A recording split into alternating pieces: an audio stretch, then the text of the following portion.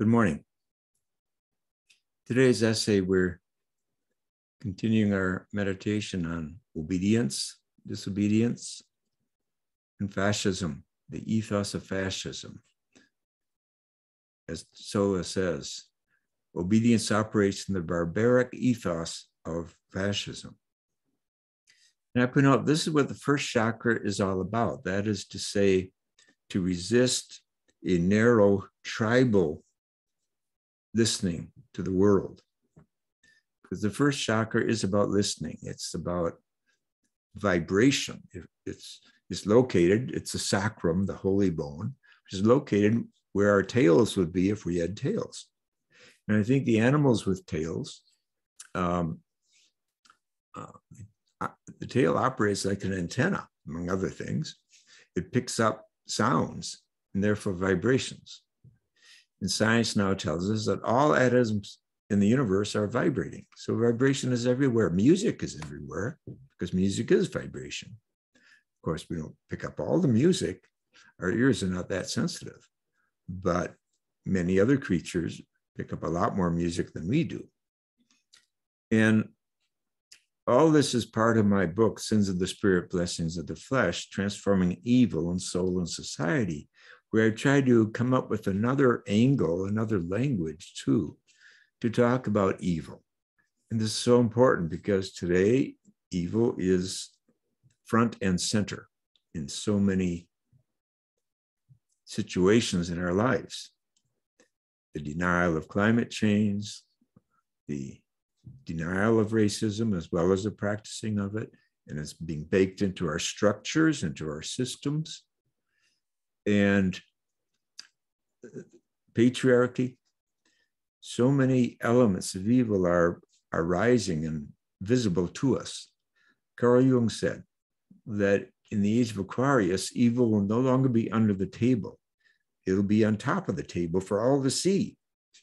And the question will be, will we have the courage to face it and do something about it? These are the kind of times we're living in. So we have to be talking about evil and reflecting on it more.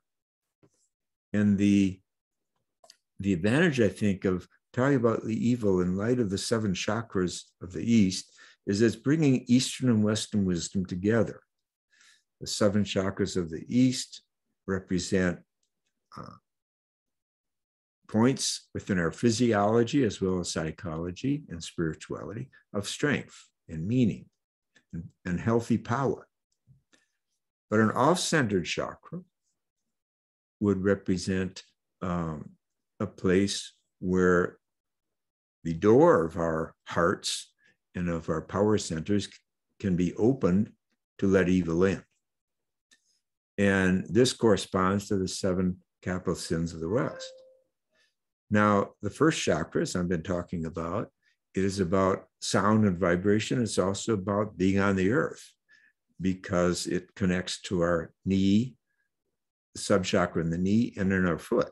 So it's about our walking the earth. And so the earth crisis we're in today is related to the first chakra, that we're cut off from our roots with the earth. And to me, it's very clear that the traditional capital sin of arrogance, which we've spoken about as pride. In previous essays this week, I spoke about the blessing that pride is, the virtue that pride is, but arrogance is something else. The arrogance of white supremacy is on the rise. It's above table for all to see today. It's embedding itself in new laws. The arrogance of patriarchy, of a distorted version of masculinity trying to run the world and conquer the world. And the arrogance of not hearing others who are different from us, who are suffering, including the earth and her creatures. This is all part of the first chakra crisis that we're in. And the arrogance of our education that remains in the head, giving PhDs for the rational brain and nothing for value brain, which helps to explain some of the strife in our world today. And these people running media corporations solely for the sake of creating turmoil in order to gin up the financial success, the greed of a corporation and its investors. So these are serious subjects. And I think that